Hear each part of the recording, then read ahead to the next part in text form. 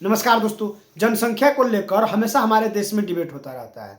हाल ही में बागेश्वर बाबा ने कहा कि हिंदुओं को 4-4 बच्चे पैदा करना चाहिए क्योंकि मुसलमान 25 से 30 बच्चे पैदा कर रहे हैं। अब इसी बात को लेकर एक बहस हो रहा था। उस बहस में हिंदू धर्म गुरु ने 2 मुस्लिम स्कॉलर से आपस में भिड़ गए। आप लोग खुद ही देख लीजिए, बहुत मजा आने वाला है, अंत तक जरूर देखिएगा। विद्या भाई, लालू यादव के 12-13 बच्चे हैं।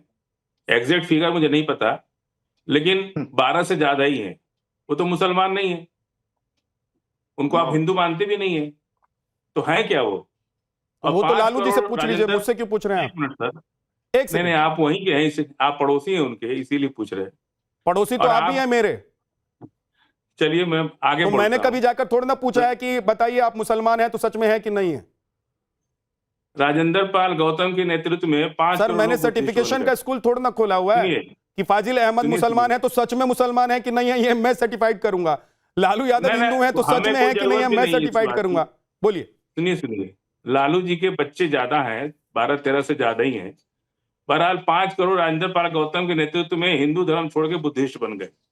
वो 10-20 बच्चा पैदा करें, कोई दिक्कत नहीं, लेकिन हिंदू धर्म की जो कुरीतियां है उसके चलते लोग धर्म को छोड़ के जाके बुद्धिस्ट बन जा रहे हैं। आज इस पर चर्चा नहीं करने के लिए बुलाया है sir. Fazil Ahmed please, Fazil Ahmed please एक सेकंड रुकिए। नहीं सर, मैं बार बार कहता हूं कि जिस मुद्दे पर डिबेट है उस मुद्दे के इर्द गिर्द रहिए, दूसरे मुद्दे पर मत जाइए। नहीं फाजिल भाई प्लीज, मैं इसलिए कहता हूं कि हर दिन डिबेट करता हूं मैं और हर नए मुद्दे पर डिबेट करता हूं, और अगर हर डिबेट में आप लोग एक ही तरह की बात करेंगे तो फिर आप जैसे पैलेस्टाइन को बिठाने का मतलब नहीं बनता है। फाजिल जी प्लीज, आज मैं पूछ रहा हूं कि अगर हिंदुओं के 4 बच्चे पैदा हो रहे हैं तो मौलानाओं को, फाजिल अहमद को या किसी भी मुस्लिम व्यक्ति को जो इस देश में रहता है उसको क्या दिक्कत है? हम किसी मुसलमान को कोई दिक्कत नहीं है। 80 करोड़ का राशन तो आप ही खिला रहे हैं, राशन आपको देना है। आप 400 बच्चे पैदा कीजिए, तो हम खिलाएंगे। एक परिवार में 40 राशन तो आप ही दे रहे हैं ना, आपको पढ़ाना लिखाना तो है नहीं, शिक्षा स्वास्थ्य पर तो काम करना नहीं है आपको। तो 80 करोड़ हिंदुओं को राशन दे के जिंदा किए हुए हैं, तो आप दीजिए राशन, बच्चे और पैदा हो जाएंगे तो 100 करोड़ को देना पड़ेगा। अभी 80 करोड़ का आंकड़ा गिनवा रहे हैं, इसमें जरा धार्मिक आधार पर भी आंकड़ा निकलवा के गिनवा दीजिए। नहीं, आप गिनवा लीजिए, हम तो गिन चुके हैं। हम गिन चुके हैं। 80 करोड़ में तो मुसलमान जीत जाएंगे। फाजिल अहमद, आप 5-10 करोड़ मुसलमान इस आंकड़े में जीत जाएंगे। 80 करोड़ को आप दे रहे हैं। इतना मैं पूरे देश में घूम कर पत्रकारिता करने के बाद जानता हूं कि ये जो 80 करोड़ का आप आंकड़ा दे रहे हैं ना, इसमें आप लोगों की जीत हो जाएगी, आप लोग नंबर 1 पर आ जाएंगे। ठीक, कितना राशन किसके घर पहुंच रहा है तो हमको, लेकिन राशन हिंदुओं के घर ही पहुंच रहा है या सबके घर पहुंच रहा है? भेदभाव ऊंच नीच है, उसके चलते हिंदू धर्म पीछे हो रहा है। बुद्धिस्ट बन जा रहे हैं लोग। 5-10 करोड़ अरुण कृष्णा जी, जाति जनगणना हो रही है, हिंदुओं की आबादी इसलिए घट रही है, फाजिल अहमद कह रहे हैं क्योंकि भेदभाव हो रहा है। हिंदुओं की आबादी इसलिए भी घट रही है क्योंकि चाहे वो 10 बच्चे पैदा कर ले, चाहे वो 20 बच्चे पैदा कर ले, चाहे वो 2 ही बच्चे पैदा कर ले, वो धर्म परिवर्तन भी करे तो वो बुद्धिस्ट बन जाते हैं, वो ईसाई बन जाते हैं। ये फाजिल अहमद पढ़ाई लिखाई की बात कर रहे थे, तो मैं इनको बताना चाहता हूं कि 10 नमक हराम डॉक्टर जिनको भारत सरकार ने एमबीबीएस जैसी पढ़ाई कराई, समान अधिकार दिए, 10 नमक हराम मुसलमान डॉक्टर पेट पे बम बांध के फट गए। तो पढ़ाई लिखाई की बात मत करो, पढ़ाई लिखाई की बात मत करो। तुम पढ़ लिख लोगे तब भी वही करोगे, तुम पत्थर मारोगे। अगर गंवार रहोगे तो पत्थर मारोगे, और अगर ज्यादा पढ़ लिख लोगे तो पेट पे बम बांध के फट जाओगे। और बात रही भेदभाव की, तो भैया तुम्हारे दुनिया में जहां पर सिया कम होते हैं सुन्नी मारते हैं, जहां पर तेली, अगर तेली का लड़का कुरैशी की लड़की को पटा ले, कुरैशी का लड़का कुरैशी का बाप जाके तेली को मार के आता है। दिल्ली की घटना है, ये दिल्ली की घटना है। कुरैशी की लड़की और तेली का लड़का, कुरैशी मुसलमान और तेली की लड़की मुसलमान की। जैसे ही कुरैशी का लड़का तेली की मुसलमान लड़की से उसकी संबंध बनते हैं, कुरैशी का बाप घर जाके तेली के लड़के की पेट में चाकू घोंप के आता है। दिल्ली की घटना है। तो तुम्हें हमसे मुंह मत खोलो कि तुम्हारे बीच में कितना भेदभाव है।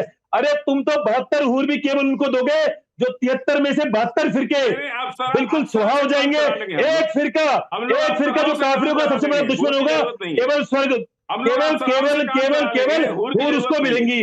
और बात रही बच्चों की, अरे पेट पे बम बांध के फट जाने वालों, पेट पे बम बांध के फट जाने वालों, वो नमक हराम जो AR रहमान नाम का नमक हराम, और एक यहाँ पर उपराष्ट्रपति हुआ करता था। ये पढ़े लिखों की बात बता रहा हूँ, नमक हरामों की, उन नमक हराम पढ़े लिखों की बातें बता रहा हूँ। AR रहमान जिसको भारत भूमि ने सम्मान दिया, AR रहमान नाम का नमक हराम जिसको भारत भूमि ने उपलब्धि दी, सर पे बिठाया। वो बात जब उसकी कुछ फ्लॉप हो गया थोड़ा सा, तो क्या कहता है, हिंदू मुसलमान खतरे में है। एक यहाँ पर उपराष्ट्रपति हुआ करता था जिसको भारत भूमि ने उस उपराष्ट्रपति को सर पे बिठाया। तो ये जो पढ़े लिखों की बातें कर रहे हैं, अरुण कृष्णा महाराज और नहीं पढ़े लिखोगे तो पत्थर मारोगे। बात रही जनसंख्या की, बात रही जनसंख्या की, यहाँ पर बात आती है जनसंख्या की। जनसंख्या की बात यहाँ पर ये है कि भैया पटेल जी ने बिल्कुल स्पष्ट शब्दों में कहा था कि जब पूरे 97% मुसलमान चाहते थे कि इस्लाम के नाम पर मातृभूमि का विभाजन हो, तो अचानक क्या हुआ कि जब भारत भूमि का विभाजन हुआ, पाकिस्तान बना, तो लगभग 60% मुसलमान इसी देश में रुक गए। किस के भैया रातों रात तुम्हारा हृदय परिवर्तन कैसे हुआ? यह हृदय परिवर्तन नहीं है, जनसंख्या जिहाद करके पूरी भूमि को मुसलमान केवल इस्लाम में कन्वर्ट करना चाहते हैं। हमारे पिछली सरकारों ने केवल रखा था। बीच बीच में मत बोला कीजिए, ठीक है महाराज जी, अब रुक जाइए महाराज जी प्लीज, अब रुक जाइए, जवाब देना चाहते हैं आपको हाजी नाजिम खान। हाजी साहब बोलिए। हाँ जहां साहब देखिए, पहले तो सबसे पहले एक सेकंड महाराज जी, अब रुक जाइए थोड़ा सा, आपको जवाब हाजी साहब देना चाहते हैं, फिर मैं आऊंगा आपके पास। 30 सेकंड हाजी नाजिम के बारे में बोलूंगा। हाजी नाजिम के बारे में, हाजी नाजिम ने राष्ट्रीय चैनल पर आके बोला हुआ है कि पूरी दुनिया में कुरान हाजिम होनी चाहिए। पूछो, मेरे सामने बैठे हुए हैं, पूरी दुनिया में कुरान हाजिम होनी चाहिए, हाजी नाजिम ने बोला हुआ है। हाँ जहां साहब देखिए, जिस तरीके से बात यहां पर बात करी गई कि देश के बंटवारे की, एक मुस्लिम कम्युनिटी को टारगेट करने की, 1941 सुन तो लीजिए, सुन तो लीजिए, 1941 की बात करूंगा, टारगेट करने के लिए सुन लीजिए, 1941 की बात करूंगा। हिंदू महासभा क्या कर रहे थे, एक पेपर पर लिखवा रहे थे हिंदुओं से कि आप हिंदू हो, और वही जिन्ना क्या लिखवा रहा था कि आप मुसलमान हो। अगर काश ये दोनों लिखवा देते कि आप भारतीय, तो मेरे देश का कभी बंटवारा नहीं होता।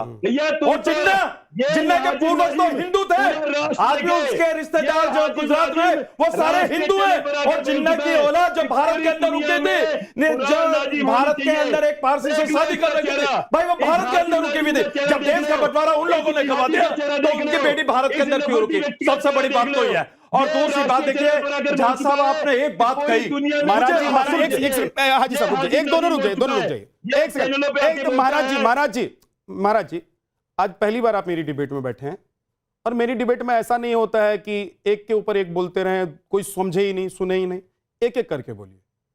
जब आप बोल रहे थे दूसरे को नहीं बोलने दे रहा था, हाजी बोल रहे हैं, आप सुनिए, आपको जवाब देना होगा, आप उंगली उठाइएगा, मैं आऊंगा, आप बोलिएगा, बोलिए हाजी साहब। हाँ जहां साहब बहुत बहुत शुक्रिया आपका, और मैं दिल से रेस्पेक्ट इसलिए करता हूं कि आप बिल्कुल सार्थक डिबेट करते हैं, मेरे फेवरेट है आप, और अल्लाह से दुआ करता हूं कि अल्लाह आपको और कामयाबी दे। और देखिए रही बात है यहाँ, देखिए मैंने एक आपत्ति दर्ज कराई थी पीस पार्टी की तरफ से, क्योंकि देखिए यहाँ मेरे मौलाना है शहाबुद्दीन रिजवी साहब, हमारे उलमाए दीन है, लेकिन यहाँ पर जिस तरीके से आपने मौलाना बदमाश का, उसमें मैंने मौलाना को बदमाश नहीं कहा, मैंने कहा कि आप बदमाशी कर रहे हैं आंकड़ों में, और दूसरी बात हेराफेरी कर रहे हैं आंकड़ों में। अब सुन लीजिए, जो सच को एक्सेप्ट नहीं कर रहा है, जो कह रहा मैं पूरी दुनिया घूम चुका हूं, जो कह रहा पूरा हिंदुस्तान घूम चुका हूं, जहां साहब 9 राज्य की तो मुझसे तुलना कर रहे हैं कि आप पत्रकार हैं, आप देश उतना नहीं घूमे होंगे, 9 राज्य की तो नहीं घूमे होंगे जितना मैं घूम चुका हूं, तो मैंने उनको आईना दिखाया, मैंने कहा कि थोड़ा पढ़ भी लेते। अब सुन तो लीजिए, दूसरी बात घूमे तो थोड़ा दुनिया को देख भी बता दीजिए, हिंदुस्तान घूमे तो हिंदुस्तान को थोड़ा सा पढ़ भी लेते। जहां साहब ये बता दीजिए, धीरेन्द्र शास्त्री जी से मैं पूछना चाहता हूं, क्या मुसलमानों ने हिंदू भाइयों को रोका है क्या? वही दिखेगा जो आप देखना चाहते हैं। अरे जहां साहब सुन तो लीजिए, आप बड़े विचलित हो जाते हैं, फिर भी मुझे पसंद है आप विचलित होने के बाद। मैं विचलित नहीं होता सर, जहां गलत बोलेंगे वहां पे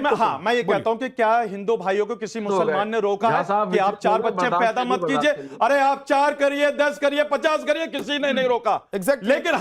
लेकिन अगर आप ये कहें कि हाँ मुसलमानों के 30 बच्चे होते हैं, तो मैं आपको चैलेंज करता हूं, तो आप एक भी मुसलमान के भारत के अंदर 30 के 20 बच्चे भी दिखा दे, बाबा बागेश्वर को चैलेंज 4 बीवी वाला कोई मुसलमान, बाबा बागेश्वर को चैलेंज कीजिए, उनके खिलाफ कानूनी एक्शन लीजिए। नहीं, मैं तो कहता हूं कि कौन है ऐसा भारत के अंदर मुसलमान जिसके 30 बच्चे? यूनिट है हर स्टेट में, बाबा बागेश्वर के खिलाफ केस दर्ज करवा दीजिए। अदालत चले जाइए कि हमारे भाई, हमारे यहाँ 30 बच्चे नहीं होते हैं, 20 बच्चे नहीं होते हैं, 10 बच्चे नहीं होते हैं, कर दीजिए सर, इसमें कौन रोक रहा है आपको? जहां साहब देखिए, हाँ जहां साहब मैं ये कहना चाहता हूं कि देश को जोड़ने वाली बातें होनी चाहिए, रोजगार की बात होनी चाहिए, की आबादी अगर बढ़ने की बात हो रही है तो देश को तोड़ने वाली बात हो जाती है। मेरठ के अंदर एक दलित महिला, हाजी साहब अगर हिंदुओं की आबादी बढ़ने की बात होती है तो देश को तोड़ने वाली बात हो जाती है। अब ये बता, नहीं बिल्कुल एक बात बताइए भाई, किसने रोका? लिख के दे रहा हूं। नहीं, किसने रोका? किसी ने नहीं रोका। रख लीजिए, 10 बच्चे पैदा कीजिए, 20 बच्चे पैदा कीजिए, कोई नहीं रोक रहा। जिस दिन इस देश में हिंदू आबादी दूसरे धर्म के मुकाबले कम हो गई, उस दिन आपका रहना भी इस देश में मुस्लिम होने के बावजूद मुश्किल हो जाए। खत्म, bye bye, ta ta, good bye.